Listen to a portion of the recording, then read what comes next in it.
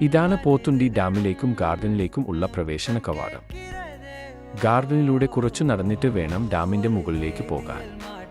വളരെ ഭംഗിയായി സംരക്ഷിക്കുന്ന പുൽത്തകിടിയും പലതരത്തിലുള്ള പുൽച്ചെടികളും ഇവിടെയുണ്ട്. ഈ കാണുന്നതാണ് ഡാമിന്റെ മുകളിലേക്കുള്ള പടികൾ.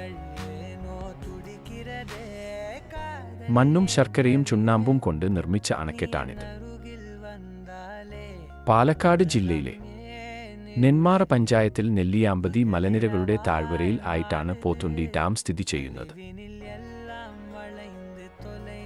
ഇന്ത്യയിലെ തന്നെ ഏറ്റവും പഴക്കമേറിയ ജലസേചന അണക്കെട്ടുകൾ ഒന്നാണിത്. നെന്മാറ, അയിലൂർ, മേലാർകോട് തുടങ്ങിയ പ്രദേശങ്ങളിലെ കാർഷിക ആവശ്യങ്ങൾക്കാണ് ഈ വെള്ളം പ്രധാനമായും ഉപയോഗിക്കുന്നത്.